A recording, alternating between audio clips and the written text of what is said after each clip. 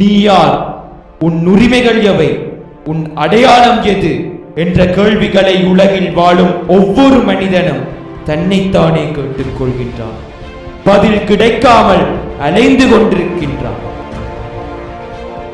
வரலாற்று, அறிவியல், சாஸ்திரம், விஞ்ஞானம், கணிதம் என்று உலகின் சாதனைகள் பல நிகழ்த்தி சரித்திரம் படைத்த எம் தமிழினம் இன்று சிறு சிறு துண்டுகளாக சிதறி அடையாளம் இழந்து, உரிமை இழந்து, தான் யார் என்பதை மறந்து தீமைகளால் வாழ்கின்றது.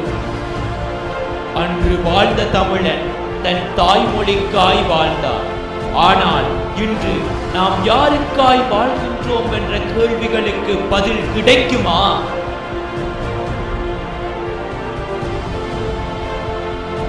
இன்று எம்மில் சிலர் தங்கள் மொழிக்காய், அடையாளத்துக்காய் போராடும் போது நாம் வாழுகின்ற வாழ்க்கை எப்படிப்பட்டது என்பதை சிந்திக்க வேண்டும். அண்மை கால வரலாற்றில் தமிழனாய் வாழ்ந்த தமிழர்களை தரணி அறிய செய்ய ஒரு சிறு முயற்சி.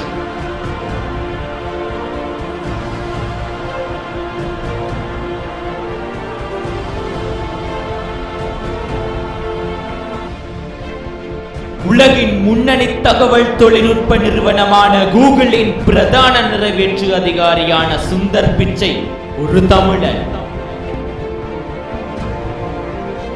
இன்றைய உலகின் தவிர்க்க முடியாத ஊடகமாக மக்களால் பயன்படுத்தப்படும் இமெயிலை வடிவமைத்த சிவா ஐயாத்துரை ஒரு தமிழன். எண்ணியலின் தந்தை என கணித மேதாவிகளால் அறியப்படும் சி.வி. ராமானுஜன் ஒரு தமிழன்.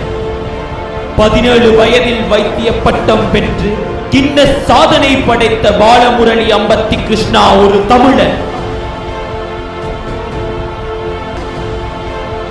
உலகின் தலைவர்களாய் வாழ்ந்த தமிழர்கள் வழியில் சிங்கப்பூர் ஜனாதிபதியாக கடமையாற்றிய எஸ்.பி. நாதன் ஒரு தமிழன். ரசாயனவியலில் நோபல் பரிசு சிம்ம சொற்பனமாய் காணப்படும் இக்காலகட்டத்தில் 2009 அதனை வென்ற வெங்கட் ராமகிருஷ்ணன் ஒரு தமிழன்.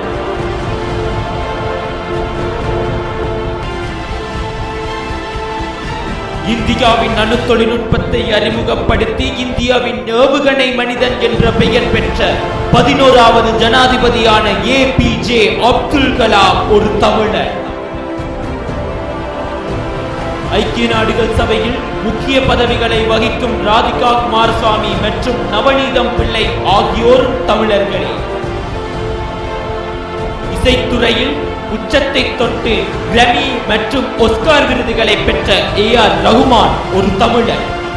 உலகின் சதுரங்க விளையாட்டில் பல சாதனைகள் புரிந்த விஸ்வநாதன் ஆனந்த் ஒரு தமிழர். மலேசியாவின் அடையாளங்களில் ஒன்றான இரட்டை கோபுரத்தின் ஆரம்ப உரிமையாளரும் மலேசிய செல்வந்தர் பட்டியலில் 2ஆம் இடத்தில் இருப்பவருமான ஆனந்த கிருஷ்ணன் இலங்கையில் பிறந்த ஒரு தமிழர்.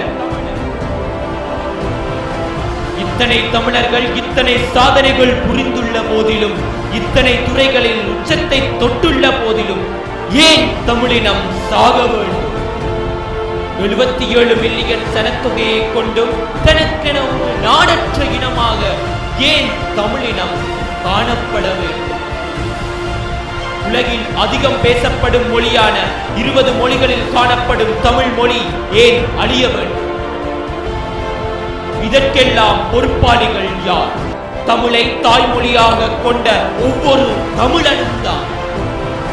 தமிழர்களாகிய நாம் தமிழை பேச மறுக்கின்றோம், தமிழ் நூல்களை கற்க மறுக்கின்றோம், அடுத்த சந்ததியினருக்கு தமிழை கற்பிக்க மறுக்கின்றோம்.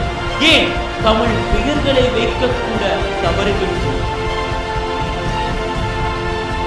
ஏன் எம்மில் எத்தனை பேருக்கு எம் அடையாளமான தமிழ் என்ற பெயரை சரியாக உச்சரித்து கூற முடியும்?